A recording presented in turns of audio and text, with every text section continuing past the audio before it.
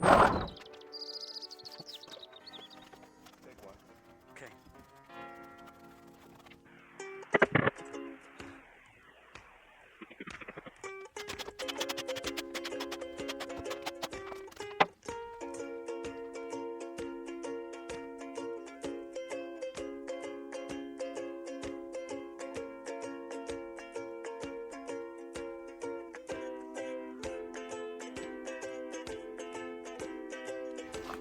Do a little bit more sanding. There's a few bits of filling that need to be done. It's difficult really to tell.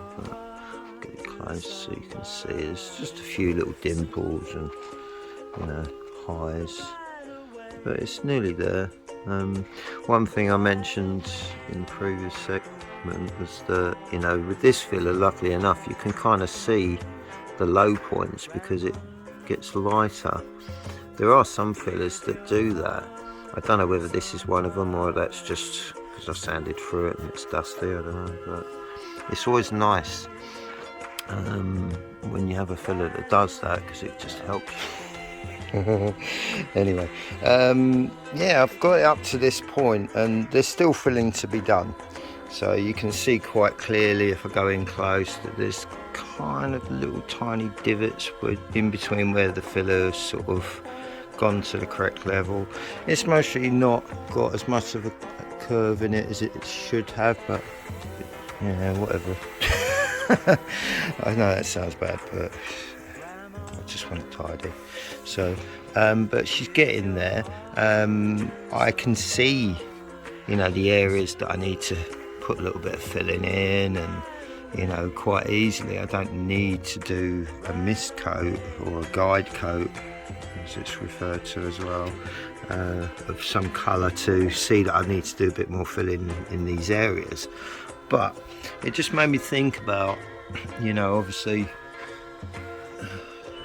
different people have different levels of experience and knowledge with these things, so I'm just doing stuff that I know because of what I've done over my life. So I just thought I'd sort of mention about the fact that when you get to these kind of stages, yeah, you can clearly see you need to do some filling still in these little gouges and whatnot, but sometimes it gets a bit confusing on the eye, especially when you've got flashes of metal and different colours of filler and primer and paint sort of showing through the mix.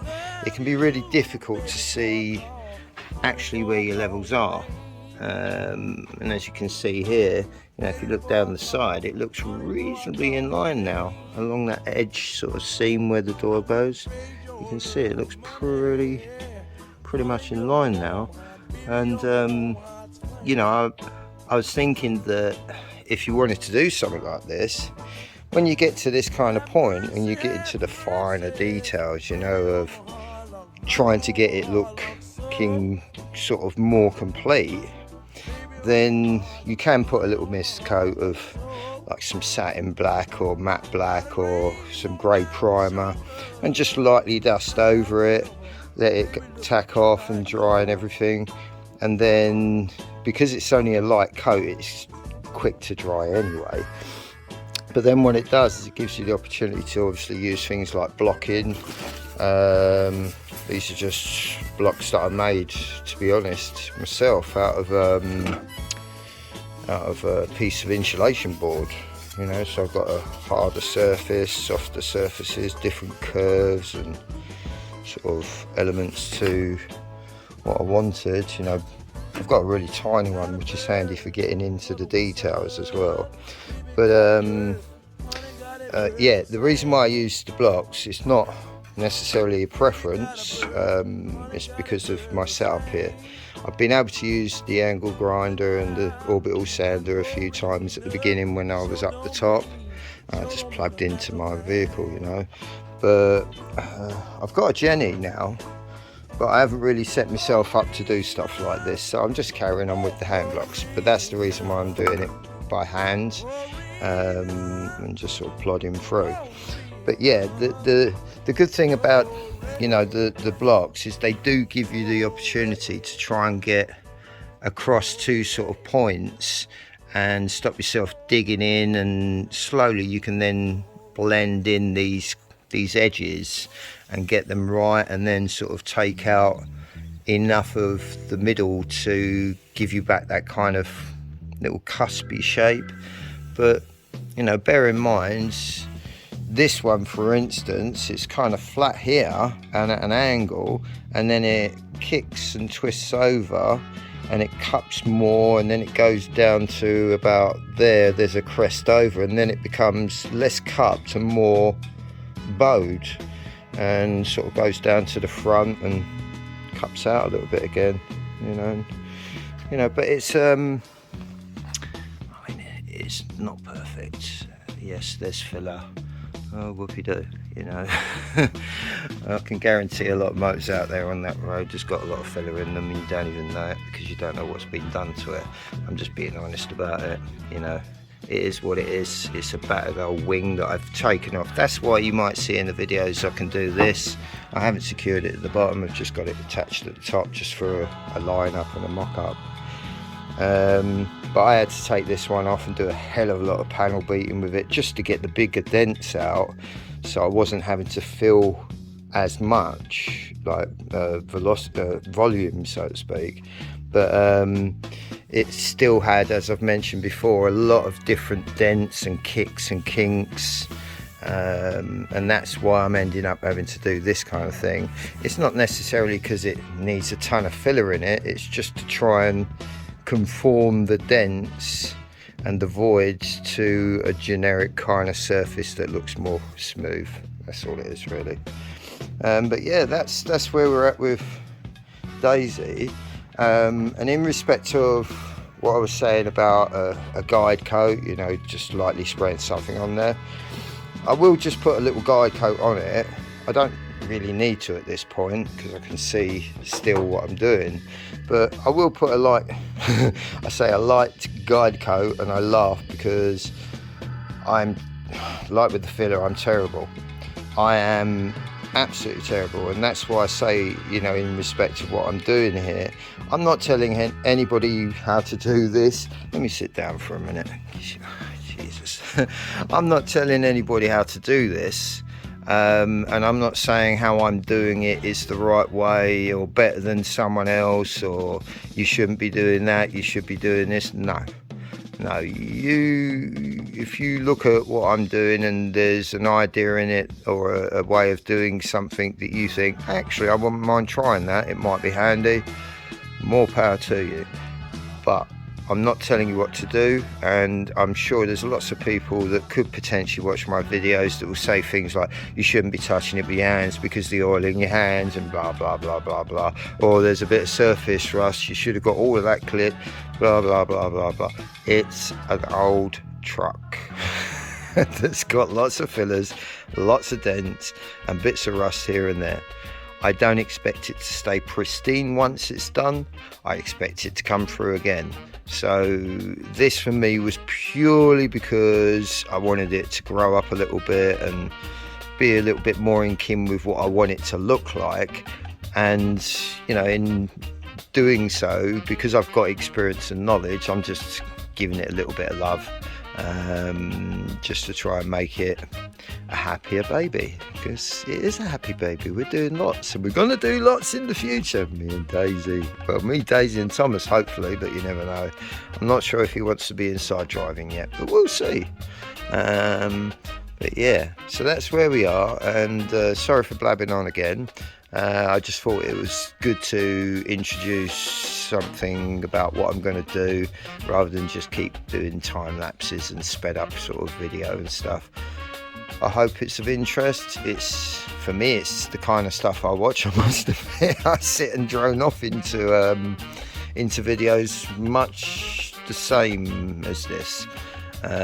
So if it is one of those videos for you and it gives you the moment to drift into a reality where you feel cozy, fuzzy and lovely, I'm really pleased, because that's in essence what it's doing for me, and that's what I do when I watch videos like it. So enjoy yourself. I'm going to put it back to the time lapse, I think.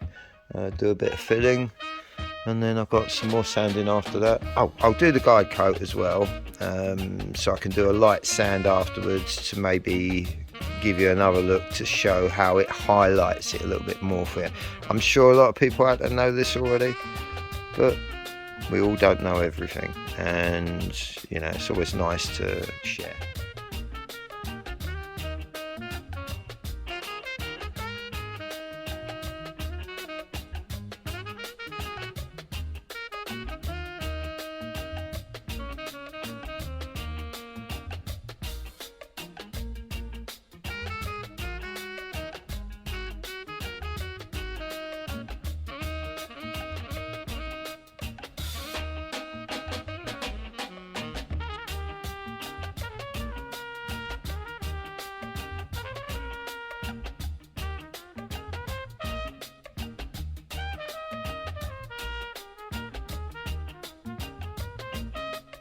You can see I've done more than I need to really for a dust coat, but you know, it's like a dust coat you might lay down to let it key off to put your next coats on so they don't slip, you know. Yeah, rather than a mist coat for a guide coat, so to speak. But this is enough. You don't need more than this, because obviously the more paint you put on, the more paint you're sanding off, and it's getting on your, you know, sandpaper and stuff, just to get back to see where you are. But as I said to you before, you can see now that the colours kind of muted together a bit. It's actually pretty much there. There are a few little divots and bits and pieces at the bottom as well. You know, have a little look down there, which I showed you before. You know, but on the whole, you know, she's okay, and don't think this is just the way I do masking. This is just a dust over. I'm not bothered because I've got to do more painting anyway, so this was just to stop the excess going over. And let's have a look, see if it's done its job. Yep, that's done its job, because I mean, in essence, the colour, whatever the colour is going to be on the bottom, will be going to that line. So I just wanted to keep it lower down. You might have noticed that I took a bit of time sanding up the handle and the key area, chrome, but not very good, so I'm doing a bit of a chrome delete if I haven't already said. And they're just going to be the satin or matte black, the same as the door frames. And I'll do the same with the bumper, because that's chrome. That's up there. Up there. So I'll get a sand down and a salt out. And it just, I think it'll give it a tidier look and make these areas kind of pull into the same space and look as the rubbers around the window, so it looks a little bit more pleasing to me anyway. You can say what you think, and I'll gratefully listen, but that's my take on it. So yeah, what I've done in essence was just to show, like, just basically putting a little light coat over it for a guide coat, but there is a bit of filling to do, and you know, I know I mostly do a bit more filling, but this is the impatientness in me. I'm kind of tempted to use the rest of that can and coat this side in and get it in the black and let it sit, and then it will be really obvious the different divots and things, and I can fill over the top of that, you know. And to be honest with you, you know, like people that know about doing bodywork and stuff, you would have seen that there are some edges and bits and pieces where there's bare metal. And yeah, you should be priming and rust curing and all the rest of it. I've done a little bit of a light sand. I've used whatever the paint I have to go over it. That will seal it in. Hopefully it won't come back crazy, and if it does come back, I expect it anyway, so hey ho. But you know, it is good to prepare your vehicle, try and clean it when you're painting it if you're doing a professional job, you know. But this is what it is. I mean, look, I'm in a spot where it's a dirt floor. with the wide door open, and you know, whatever. It's not an environment where you'd normally spray a vehicle, a hygienically clean sort of space. This is just me messing around. So I don't care if there's a bit of dust in it when I put filler on. I don't care if it's got a little bit of rust and I put my hands on it and the oils are transferred. I don't care. It's worked for me through my lifetime, and I've never had many or any situations that I can remember when I've done a bit of paint work. And I do use my hands, you might have noticed, and I see through my hands. I can sort of feel the dents and stuff as well, and that was a trick I learned from my teacher at school, from carpentry, you know. But yeah, I can't help myself basically, and I need to get involved on it straight away as soon as I can. So this isn't the way to do it. I am cutting a lot of corners, and I do things that wouldn't necessarily from a professional point of view be deemed to be correct. But, you know, you can still get a reasonable job out of it. I'm not expecting anything fantastic. I'm using spray cans, you know, and if I do get the colour that I want in a paint, I might even be using that to paint it. You know, it's just one of those little electric spray guns, and that's purely because I'm not sure if I want to spend the money to get a compressor and a gun to do it. I had all of that, but I haven't got it now. So do I want to get all of that just to do this, or a few other bits and pieces around? I'm not sure at the moment. So, you know, I'm quite happy if I can get a reasonably enough finish, like you can see with a spray can. I mean, it's not perfect, it hasn't even been cut back or anything, but you know, if you look at it,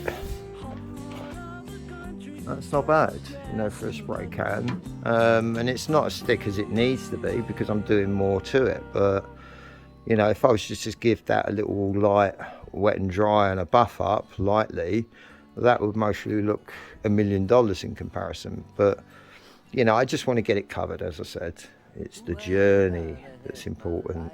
This is important, but the journey is more important. So I'll put you back on time lapse, and to be honest, I am going to paint the side with the black that's left in the can. I love painting stuff, and it's kind of therapeutic. I don't know, it's very zone off into it. So yeah, that's what I'm going to do, and then after that I don't know whether I'll do a bit more filling. We'll see, but I'll put you on time lapse, and if you're interested, stick around and have a look.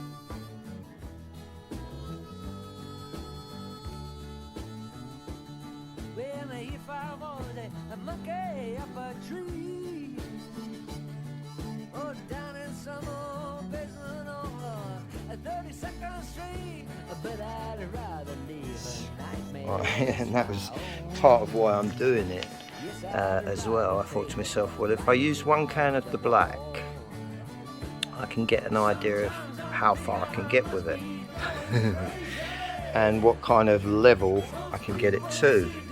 Now, bear in mind that this black has gone over filler, grey, you know, red, the orangey colours and all sorts, and bare metal as well. So it's going to show through a certain amount of differences in areas, like a patchwork quilt almost. But you know, you can give it a light sand and get rid of some of them, and then the more you build up the paint, the less that happens. So I'm not worried about that kind of thing, you know, where you can see there's bits in it. I'm touching it already. You know, but and like I said to you, you know, it's easier now to see the scratches and the dips in the filler as well. I've got to tidy up that hole, and you know, the bit of filling up here needs a bit more work and sanding down, and you know, a few areas have got these sort of gouges in, partly from sanding, partly from filling. Yeah, I think you can just about see that. So, you know, that's what this does. It gives you the opportunity to see things. I made a bit of an effort on the handle, purely, as I said, because I'm deleting the chrome, so to speak. So that's why that's a little bit more with the colour. We might as well, whilst I'm throwing some on, get that started, because the other one's done. This one wasn't done, so now we're kind of near the same.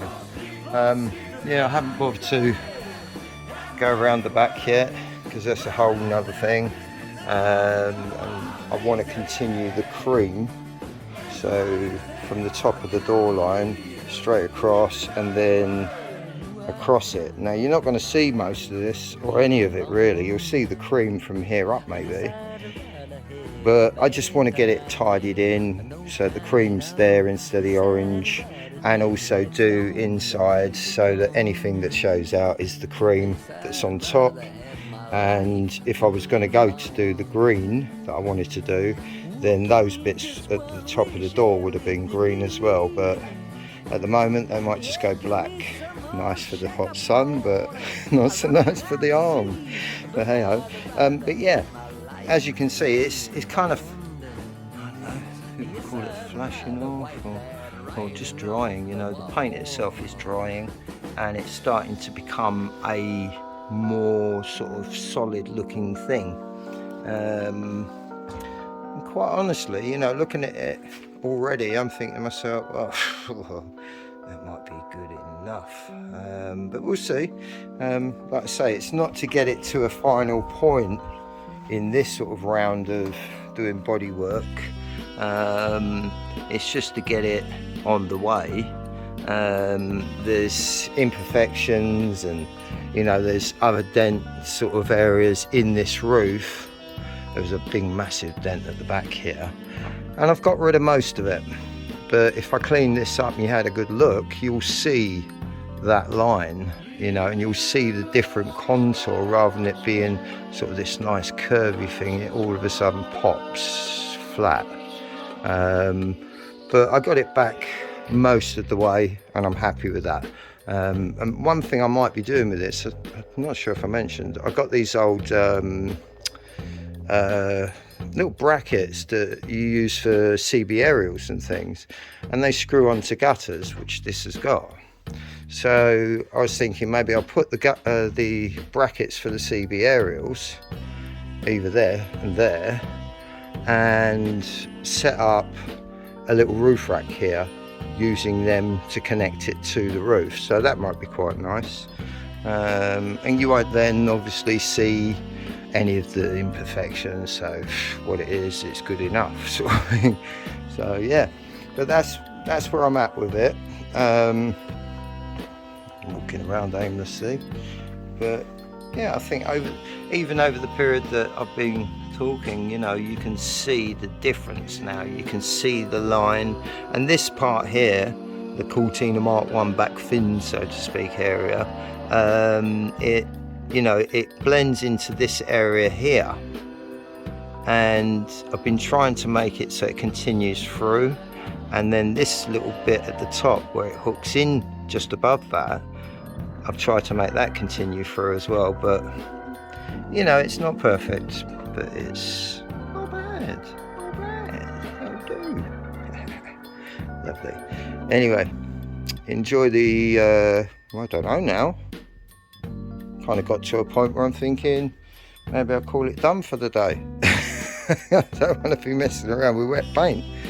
I do want to be messing around with it, trust me. I want to get my hands straight on it, but yeah, I've done that one too many times and ended up with paint all over my hands and messy paintwork to have to deal with. So maybe I'll just I can take this off. Yeah, I can do something. You know, like I say, this was purely just a quick cover to stop any of the spray going over where I wanted it, really. Not a proper mask up or anything like that. Yeah, you can see it's over there already, but this all needs rubbing down and finishing off, so I just want to keep it to a minimum. So yeah, she's good to go. I've got to have a feel.